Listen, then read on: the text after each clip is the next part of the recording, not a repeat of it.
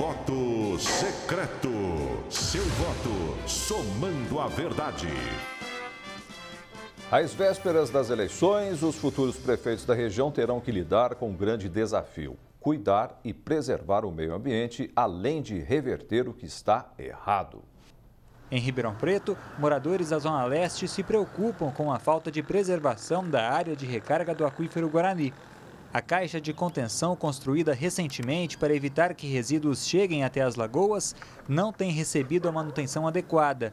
Além disso, são comuns vazamentos de esgoto e áreas com lixo, fato que irrita os moradores. Preocupação semelhante acontece em Cajuru.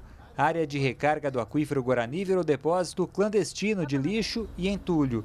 O caso foi mostrado pelo Jornal da Clube e, para piorar, a própria prefeitura tem utilizado o terreno para despejar resíduos.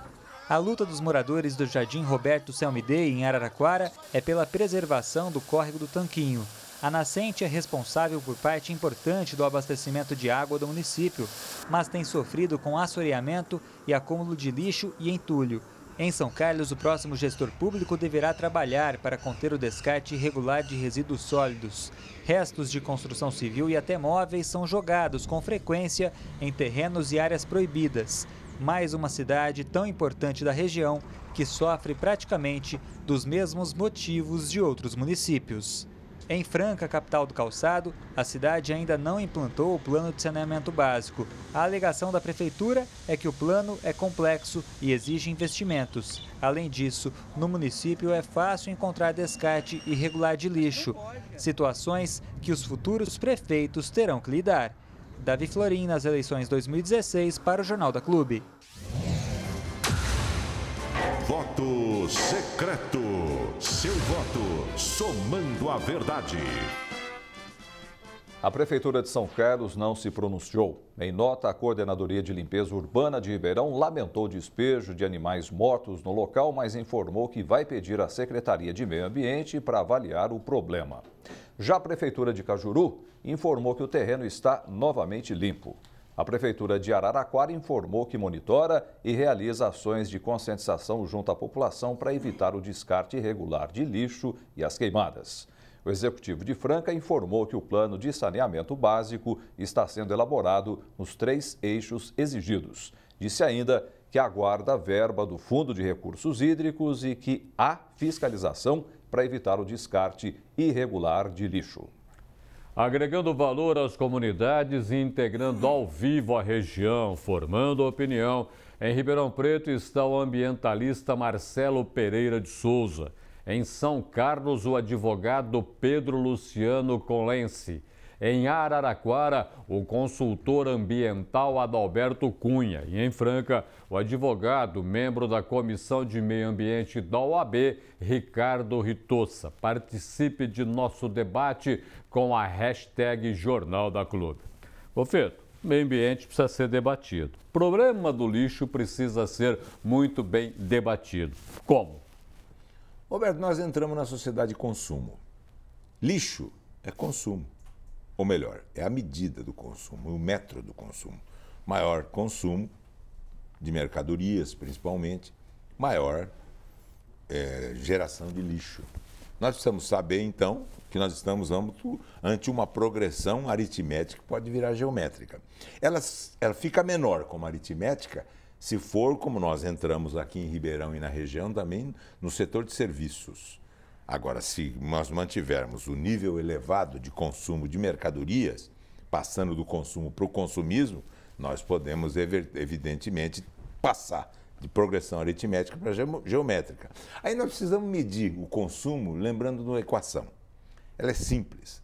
A quantidade de saques do ser humano sobre a natureza tem que ser pelo menos igual à quantidade de lixo reciclado. Porque aí é que atinge aquilo que se chama sustentabilidade. Quando nós sacamos aí sobre a natureza, mas igualmente e não atualmente, como ocorre nos dias de hoje. Atualmente, quer dizer, nós sacamos muito mais sobre a natureza do que a capacidade do ser humano de reciclar o lixo que foi produzido. Lixo sólido, que não é apenas o lixo domiciliar, nós temos que entender que o lixo sólido também é entulho e a Terra é um planeta. Quer dizer, o lixo, o entulho, deve ser removido de áreas de topo elevado para planície, de planalto para planície, porque a Terra é um planeta, quer dizer, ela tem a configuração de um relativo plano. E é por isso que o entulho tem essa capacidade de redistribuir a Terra sobre a topografia. Perfeitamente. Agora, precisa entender também o que é topografia, né? Topo do grego, é até muito boa a pergunta. Topo do grego quer dizer o ponto mais alto. Isso. Então, se é o ponto mais alto, evidentemente, esse é que nós temos que igualizar com a planície e o planalto. Perfeito. Em Ribeirão Preto está o professor de Biologia, Marcelo Pereira de Souza. Professor, o senhor acha que o meio ambiente vai ter debate nessa nossa ou nas eleições do segundo semestre? O candidato gosta de falar de meio ambiente ou vai fazer aquelas propostas mirabolantes pelos votos? Boa tarde. Boa tarde. Bom, pode ser que sejam propostas mirabolantes, mas certamente o tema estará em pauta, dada a sua importância. Entendo que seguramente será um dos pontos divisores da boa política e da má política. Agora, como é que a gente vai estabelecer a boa política e a péssima política nessa divisão usando o meio ambiente? O senhor tem uma fórmula? Veja, a fórmula, nós não podemos reinventar a roda. O mundo trata a questão ambiental por intermédio de procedimentos internacionais. A própria ONU preconiza, pelos procedimentos, os compromissos de Auburn, por exemplo, que há certos procedimentos a serem tomados.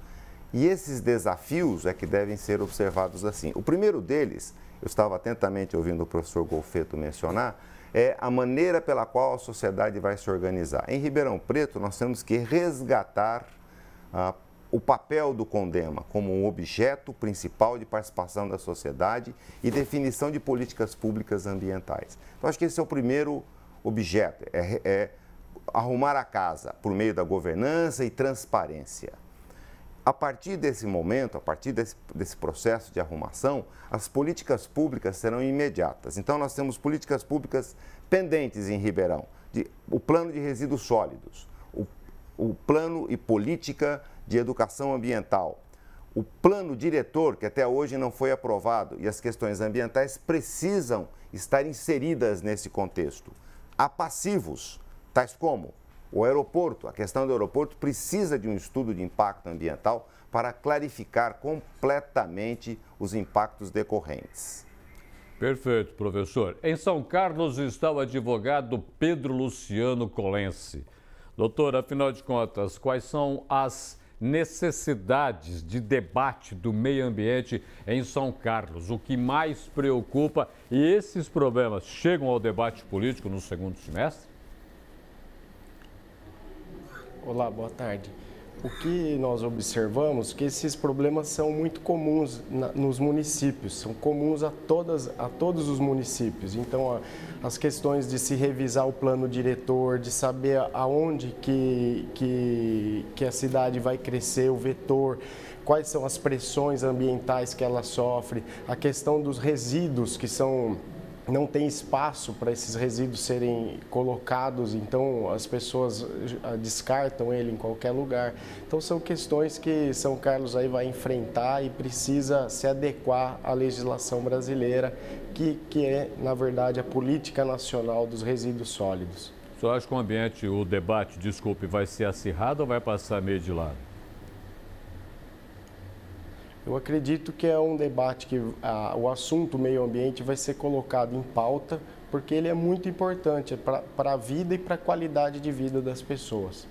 Perfeito. Em Araraquara está o consultor ambiental Adalberto Cunha. Em Araraquara, Adalberto, qual vai ser a conversa entre os candidatos para que o eleitor tenha noção daquilo que está sendo tratado do meio ambiente para não reverter contra ele na vida no dia a dia? Boa tarde. Boa tarde. A questão mais importante, eu considero que o meio ambiente não pode ser discutido pelos candidatos de uma forma isolada. O meio ambiente não está isolado frente aos problemas sociais, aos problemas econômicos, aos problemas da mobilidade urbana. Então, os candidatos precisam integrar a questão ambiental às suas propostas relacionadas a como a cidade vai crescer, como a mobilidade urbana vai acontecer também aqui no município e em toda a região. Então, eu acho que é muito importante não separar a questão ambiental como algo isolada, porque se isso ocorrer, fica muito pobre o debate e as pessoas não vão conseguir entender, compreender a importância do meio ambiente para o nosso município. Em Franca está o advogado, membro da Comissão de Meio Ambiente da OAB, Ricardo Ritossa. Ricardo, me lembro que em Franca teve um problema com os curtumes. Parece que começaram a arrumar e tal. Você acha que isso chega no debate agora no segundo semestre para a eleição ou também vai passar batido? Bom dia, Roberto. Bom dia, Golfeto, aos demais participantes e a todos os telespectadores. Eu acho que, antes de mais nada, cabe lembrar, sem deixar de lado a questão dos efluentes industriais que você acaba de mencionar, que Franca é uma cidade que se destaca no cenário nacional porque ela tem 100% dos seus resíduos domésticos tratados. Ora, isso é fazer parte de um grupo seleto, muito pequeno, infelizmente ainda, de cidades no cenário nacional.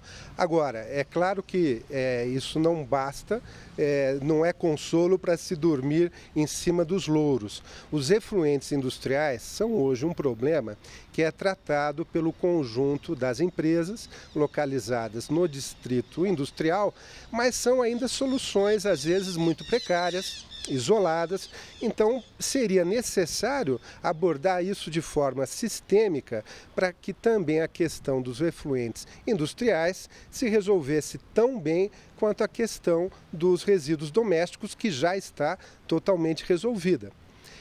Podemos também lembrar que, com relação aos efluentes industriais, cabe haver uma conscientização maior a ser desenvolvida pelo poder público, pelas autoridades instituídas e até pela sociedade civil, de todos os operadores envolvidos, que muitas vezes não são só os industriais e seus funcionários, mas os próprios cidadãos que precisam ter uma maior informação, uma maior consciência a respeito da importância do meio ambiente para gerações futuras.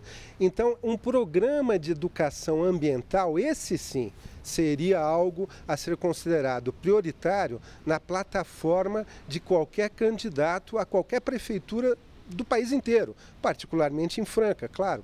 Perfeito. Porque a educação ambiental é que vai nos garantir cidadãos ecoconscientes no próximo futuro. Muito bem. Golfeto, vou voltar a conversar com você a respeito do negócio que nós estamos cansados de ver nas ruas das cidades todas. Água jogada fora, vazamento de esgoto e a coisa realmente vai tomando uma proporção muito grande.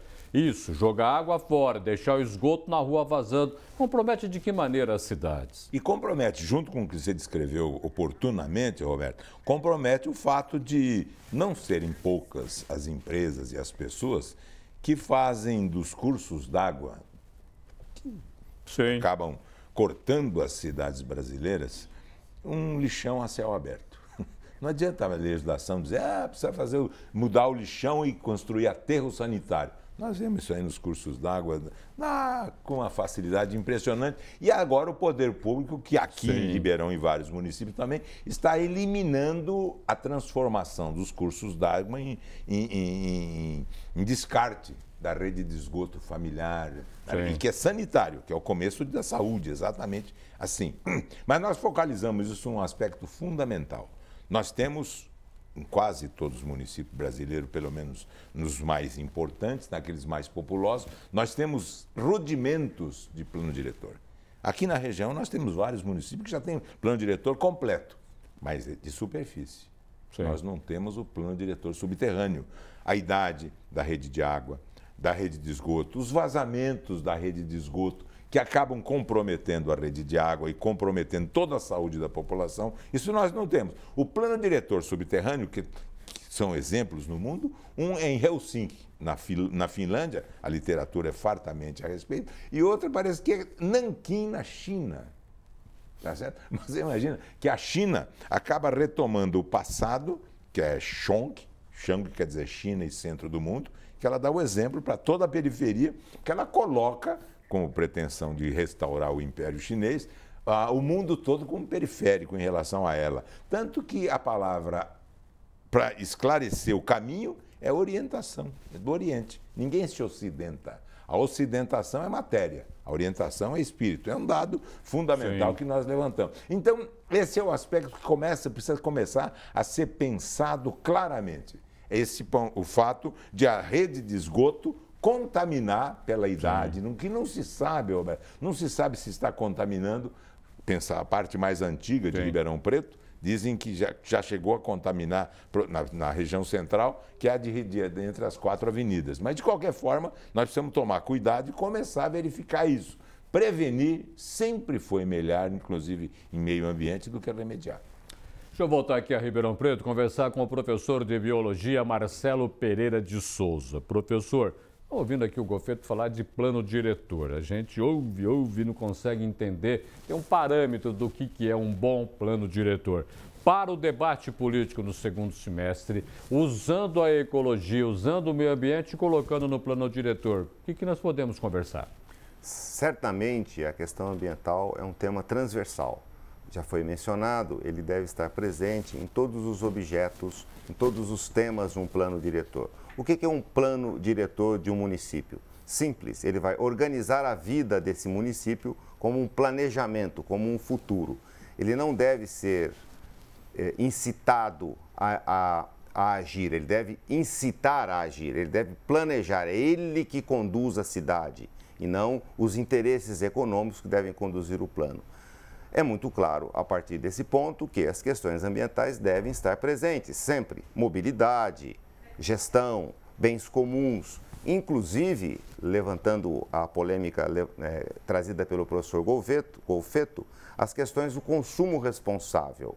As questões do consumo responsável certamente nos trarão, essa questão nos trará uma outra dimensão, que é a questão dos resíduos sólidos, resíduos líquidos, o trato da questão ambiental, o excedente de consumo, o excedente de produção de resíduos. Portanto, o plano diretor, ele deve abarcar todas essas questões. Concordo plenamente com o colega quando menciona que a educação ambiental é um ponto nevrálgico. A partir dele, as mudanças de postura e as mudanças de comportamento poderão ser possíveis. Eu vou a São Carlos agora conversar com o advogado Pedro Luciano Colense. Pedro, vamos falando em plano diretor. São Carlos tem um bom plano diretor para estudar, para dar direção à cidade, para ter esse respeito também ao meio ambiente? Bom, pelo Estatuto da Cidade, o plano diretor ele tem que cumprir a função social da cidade. Esse tema ele é inovador para o direito urbanístico. Por quê? O que é a função social da cidade? Então, São Carlos ele tem um plano diretor antigo, está num processo de revisão há algum tempo, processo esse que como pesquisador eu estou acompanhando. Então, esse plano diretor, ele já nasce um pouquinho antigo, né? Mas eles estão tentando cumprir as diretrizes ambientais, as diretrizes interdisciplinares que foi muito bem comentada pelos demais debatedores aqui. E, na minha visão, ele é um plano muito importante e que define algumas questões. Então, como que vai ser a mobilidade, como o ambiente vai ser tratado, por onde a cidade vai crescer, quais as pressões envolvidas nessa cidade. Então, o plano diretor ele tem que estar com consonância com outras legislações. Então, essa é uma observação e aqui o Ministério Público Estadual ele acompanha rigorosamente o andamento do plano diretor. E ele vai sair, mas a gente não sabe quando, né? E também as questões de propriedade que eu acredito que é o ponto nevrálgico aí do plano diretor. Então, quais os interesses que estão por trás do crescimento, do vetor. Então, ele deve realmente olhar para o bem comum e para a qualidade de vida, e não somente para os interesses econômicos. Okay. E nós vemos que o instrumento aqui em São Carlos ele está sendo muito bem articulado, mas precisa aí, realmente desse acompanhamento dos juristas e do Ministério Público. Perfeito. Araraquara está o consultor ambiental Adalberto Cunha. Adalberto, como é que você, como consultor, poderia conversar com candidatos, pré-candidatos para o segundo semestre, dizendo, olha, o ambiente vocês precisam saber um pouco mais para mexer nele, é isso? Bom, eu acho que o mais importante é que o candidato ele consiga colocar na sua plataforma quais as suas ações concretas em relação à questão ambiental no município de Araraquara, como em qualquer outro município aqui da nossa região.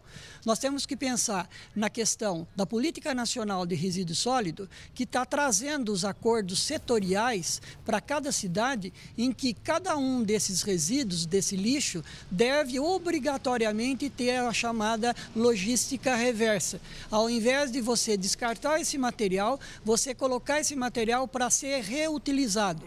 Como foi falado, né, o consumo é diferente do consumismo e o consumo tem que ser fortemente vinculado a essa questão de você retornar pilhas, baterias, papelão, vidro, lâmpadas, eletroeletrônicos. Então, essa é uma questão que os candidatos precisam claramente falar de como agir em cima disso.